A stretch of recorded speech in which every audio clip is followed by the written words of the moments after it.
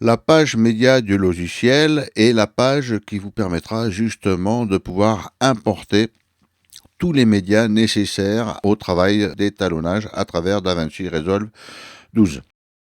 Donc précédemment, on a vu les différents disques Scratch ici à notre disposition. Ici, on retrouve tous nos disques durs connectés à notre logiciel et à l'ordinateur évidemment. Donc mon premier dossier ici, c'est un Scratch que j'ai créé directement dans le Media Storage ici des préférences du logiciel. Donc j'ai ici 5 images qui sont les images des rushs qui ont été proposées par DaVinci Design à l'époque et donc j'ai gardé en mémoire pour pouvoir m'en servir pour un petit peu travailler sur mon logiciel. Donc en cliquant dessus, vous avez accès ici à différentes informations, notamment ici des informations de texte ici, donc des petites informations sur le codec, la date, la résolution, au moment où ça a été créé, drapeau, etc.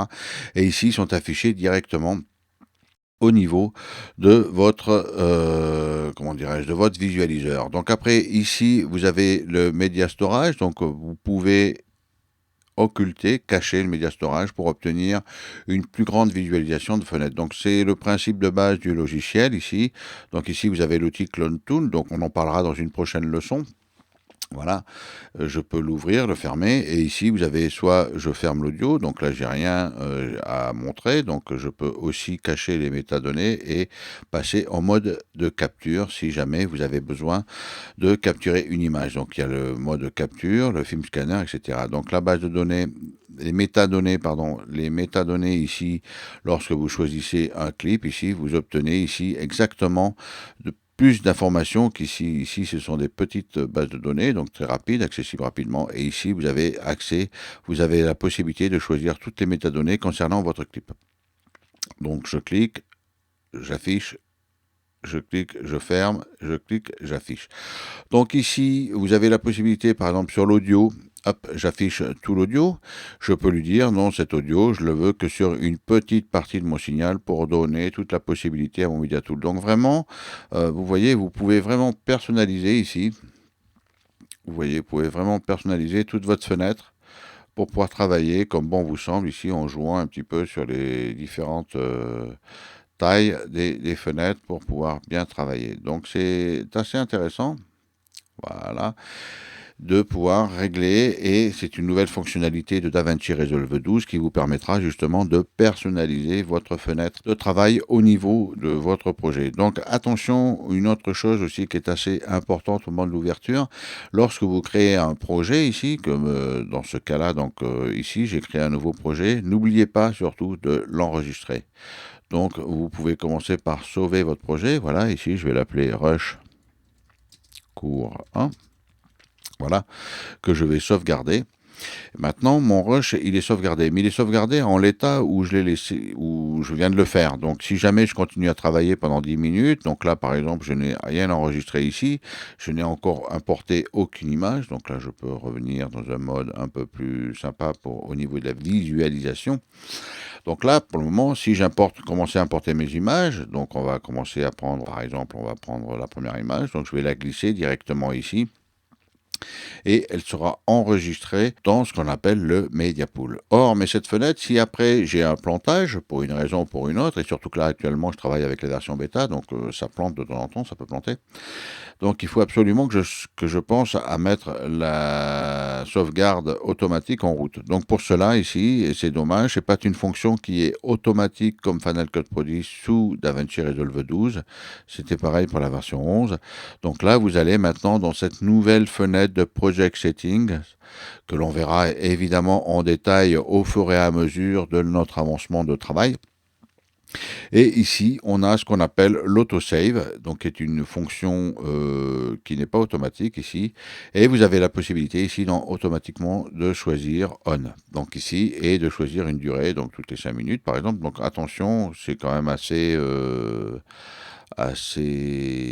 rapide. Ça peut bloquer parfois si jamais il y a une grosse opération en même temps. Bon, là je vais mettre toutes les 5 minutes. Et je vais sauvegarder ici, et contrairement aux préférences du DaVinci Resolve, les modifications sont tout de suite prises en compte. Ce qui veut dire que maintenant, toutes les modifications que je vais apporter au logiciel seront enregistrés toutes les 5 minutes. Ce qui veut dire que si jamais la machine plante, j'aurai une sauvegarde automatique et je pourrai la retrouver en cas de nécessité au niveau de mon dossier de backup pour réouvrir le logiciel. Donc ici, j'ai importé ma première image, donc automatiquement le logiciel s'adaptera à la fréquence de vos images. Donc là, il se trouve que ce sont des images américaines, donc le logiciel est au format américain, donc il ne m'a pas posé de questions pour savoir. Donc dans ce cas-là, ici, je vais supprimer. Donc j'ai sélectionné mon image, j'ai appuyé sur la touche Delete et je remove. Donc ce qui fait que maintenant je n'ai plus du tout aucune image. Donc je vais chercher par exemple des rushs en ProRes 4.2.2 qui ont été enregistrés avec un Atomos. Par exemple, si je vais chercher cette image et que je la glisse maintenant ici, et là il va me dire, parce que là moi c'est des images que j'ai tournées avec une caméra européenne, donc à 25 images par seconde. Donc là il me dit attention, les clips sont différents de la fréquence du projet. Donc, est-ce que vous voulez changer? Oui, change. Donc, automatiquement, le logiciel ira changer les paramètres du framerate de votre projet. Ce qui fait que, pour voir ce qui se passe ici, maintenant, je reviens. Vous voyez, petit à petit, on va de plus en plus voir cette petite roue dentée qui est la roue des project settings, donc des paramètres du projet. Et ici, dans le Master Project Settings, voilà, on peut voir ici que l'on travaille avec le Timeline Format, le Video Monitoring et les options de conformation. Donc ici, toutes ces petites informations vous permettront justement d'adapter tout votre workflow dans le système de vos images. Donc on peut travailler avec différents formats, mais il est important de connaître le format de sortie. Évidemment, si vous allez travailler pour les Américains, ce serait idiot de travailler en 25 images par seconde. Donc vous tournerez en 23 images ou en 30 secondes ou en 30 images 29,94 pour le système américain ou pour la télévision européenne, c'est évidemment 25 images par seconde. Playback frame rate 25 images par seconde et timeline frame rate 25 images par seconde. Donc là, actuellement, j'ai une timeline en 1920 par 1080 ici, avec les pixels carrés. Les fréquences de lecture ici est à 25 images par seconde. La fréquence de lecture est à 25 images par seconde. On travaille avec un système de processing à 32 bits, donc il n'y a pas d'autre possibilité. Et ici, vous avez la possibilité de choisir dans quelle couleur science, dans quel système de couleurs vous travaillez pour vos couleurs au niveau de votre timeline. Donc souvent ce sera ce format-là, mais vous pouvez, comme vous pouvez le voir, travailler dans le mode Access qui est plutôt un mode cinéma. Et ici, vous avez la possibilité d'utiliser des vidéos ou non processing. Donc si jamais vous travaillez avec des images en entrelacées, vous devrez cocher cette case.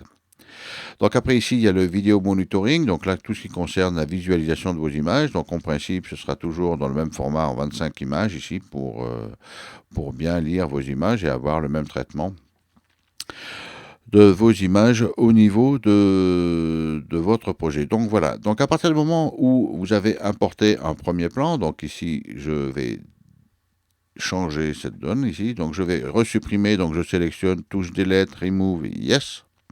Et je reviens ici dans cette Master Project Setting et ici je vois que maintenant j'ai accès à la fréquence de ma timeline. Donc là je peux changer ma fréquence par exemple pour me mettre en système américain. Par exemple, et ici je peux choisir après le nombre d'images dont j'ai besoin. Donc là la timeline sera dans le système américain, mais l'affichage sera à 25 images secondes, ce qui correspond à notre écran qui est dans le système européen. Donc après, je peux par exemple aller chercher d'autres plans. Donc ici, n'oubliez pas que vous pouvez agrandir vos plans ici. Vous pouvez jouer sur la taille, etc. Le mettre en mode texte, en mode vignette, faire une recherche, montrer les différentes images, ici faire un fit, etc., etc. Donc vous avez la possibilité, donc moi par exemple je vais choisir cette image-là, donc je vais la glisser, et hop, évidemment comme j'étais passé en 24 images secondes, et que mes images, elles, sont en 25 images ici, lorsque je clique sur un plan et que j'affiche les métadonnées ici, je peux voir que mes rushs sont en 25 images par seconde, avec 1920-1080, la durée du plan, le type de codec, il y a du son, les volumes où ils sont enregistrés. Et là, vous voyez ici un autosave qui vient de se faire automatiquement. Donc là, ça y est, maintenant j'ai importé mon premier plan. L'idéal maintenant, ici, dans la master, donc on a vu ici qu'on peut masquer ou pas, agrandir, réduire et déplacer, arranger notre fenêtre suivant tous les besoins dont on a. Donc évidemment, si par exemple ici j'ai fait un truc un petit peu abracadabrant et que j'aimerais par exemple donc retravailler, donc là vous voyez, vous pouvez pas tout faire, hein, on a quelques possibilités mais pas tout. Et pour revenir directement ici, on a une nouvelle fonction de Workspace Layout qui permet par exemple de resetter UI Layout, donc automatiquement le logiciel remettra en valeur par défaut directement ici dans le Workspace Layout Reset UI Layer. Donc après, vous voyez, vous pouvez travailler ici en full screen, dual screen. Et ici, ce sera, si vous travaillez sur un double écran, comme moi ici, vous pouvez choisir directement où s'affichera le logiciel au moment de l'ouverture. Donc moi, il s'ouvrira sur mon premier écran.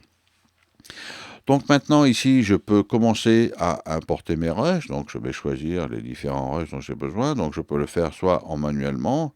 Je peux aussi dire par exemple, bah non, tu vas me sélectionner par exemple tout ça.